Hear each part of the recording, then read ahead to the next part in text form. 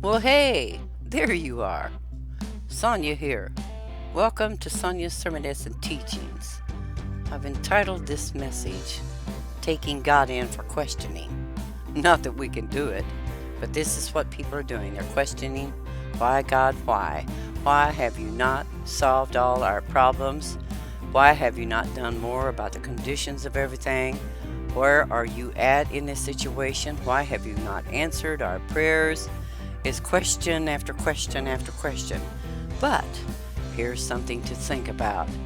By us thinking we could do this, I think what God would do would be fire us back with some questions from Himself to us.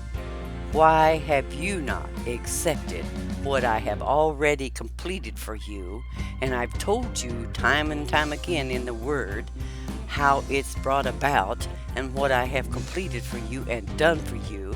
I've given you promise after promise, and yet here you still stand wanting and begging and pleading and asking me, why have you not done something about this when I've given you all the power, as Jesus Christ said, greater works will you do than these because I go to my Father. Now, how much more plainer does that have to be?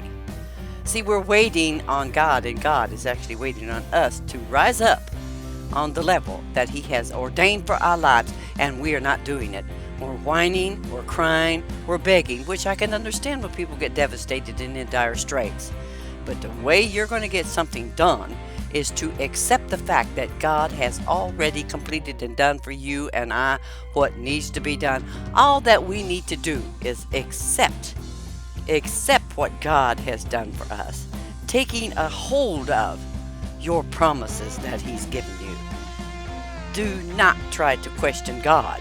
God's going to question you.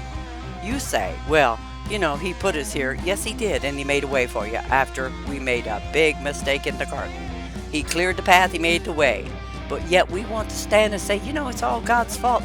It's our fault because we do not read and understand what He has said to us.